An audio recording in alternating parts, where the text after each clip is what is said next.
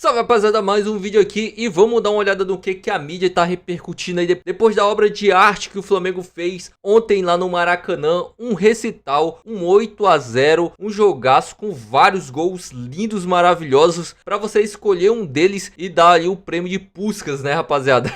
O gol do Pedro, sem dúvida nenhuma, com um elástico, um dos mais bonitos. Também teve um golaço coletivo do Arrascaeta com Samuel Lino, uma troca de passe maravilhosa. Mas enfim, vamos dar uma olhada aqui no que o VSR falou sobre esse jogo. O vídeo original vai estar aqui na descrição como créditos. E vai lá pro vídeo, rapaziada. Esse 8 a 0 é a maior goleada da história dos pontos corridos. Até aqui, a maior goleada da história dos pontos corridos desde 2003 eram 3 7 a 0. O 7 a 0 do Goiás em cima do Juventude, o 7 a 0 do Cruzeiro em cima do Bahia, ambos em 2003, e um 7 a 0 do São Paulo sobre o Paysandu. E o Flamengo superou isso com um 8 a 0 de uma maneira imponente, um 8 a 0 que não foi só pelos 8 gols, mas pela beleza dos oito gols marcados, e uma atuação fantástica do Flamengo, seja pelo resultado, pela imponência desse 8 a 0, seja pela beleza dos gols e pelo nível de futebol jogado pelo Flamengo. O Flamengo entrou em campo sabendo que o Palmeiras tinha vencido na rodada o Sport por 3 a 0, e com essa vitória do Palmeiras sobre o Sport no Allianz Parque, o Palmeiras igualou o número de jogos do Flamengo e, nesse caso, o Palmeiras ficou apenas um ponto atrás do Flamengo. E aí o Flamengo entrou em campo e desde o início foi avassalador. Contribuiu para isso também um Vitória que pareceu muito desconcentrado no começo do jogo. E não à toa o Flamengo, antes dos 3 minutos, o Flamengo já estava vencendo por 2 a 0. Um gol do Samuel Lino, que fez o seu primeiro gol com a camisa do Flamengo, e aos 2 minutos, e um gol do Pedro aos 3 minutos. Foi um Vitória armado ali pelo Fábio Carille, com um time que estava muito espaçado, que dava muito espaço para o Flamengo, e um time que errou demais defensivamente. E ao errar defensivamente, desde o primeiro lance do jogo, o Flamengo poderia ter aberto o placar antes de 1 minuto, numa saída de bola errada, depois outras 2 saídas de bola erradas do Vitória, que para isso contribuíram também uma marcação alta, uma pressão alta do Flamengo. E aí o jogo com 3 minutos na prática já tinha acabado. O Flamengo abriu 1 a 0, gol do Samuel Lino, recebendo do Arrascaeta pela esquerda, batendo e fazendo 1 a 0 aos 2. E logo depois, num passe errado do zagueiro do Vitória dentro da área, um passe muito arriscado, né, da área para a intermediária, o Saul avançou, deu um bote, fez o corte já dando o passe muito bem colocado para o Arrascaeta. O Arrascaeta acionou o Pedro na área, ele entrou pelo meio da área e trocou de perna e fez 2 a 0 por cobertura. Esse placar logo no começo foi a senha para uma atuação fantástica do Flamengo, uma atuação de imponência dos 3 jogadores de meio campo, Saul, Jorginho e Arrascaeta, com uma partida histórica do Samuel Lino, que no total fez 2 gols e deu 3 assistências no jogo. Sozinho, o Samuel Lino participou diretamente de 5 gols, 2 gols e 3 assistências. Uma dessas assistências achou o Arrascaeta vindo de frente na área para dar uma pancada no canto, fazer 3 a 0 aos 34 minutos, e aí o Flamengo deu aquela administrada na reta final do primeiro tempo, mas isso durou pouco, porque no segundo tempo o Flamengo empilhou gols.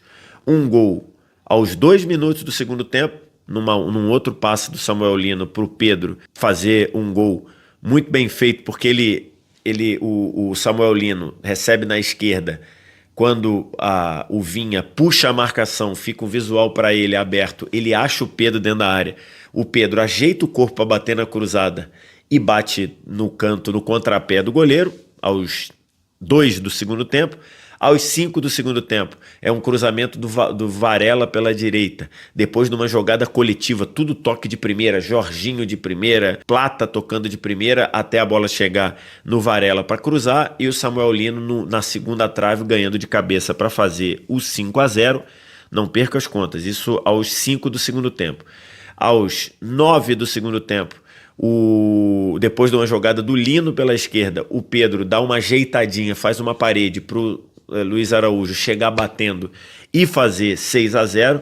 O Luiz Araújo, que tinha entrado no lugar do Plata no intervalo, esse foi aos 9 do segundo tempo. E aos 14 do segundo tempo, um gol maravilhoso do Pedro, depois de uma outra jogada, de uma outra assistência do Samuel Lino, que foi acionado para correr pelo lado esquerdo.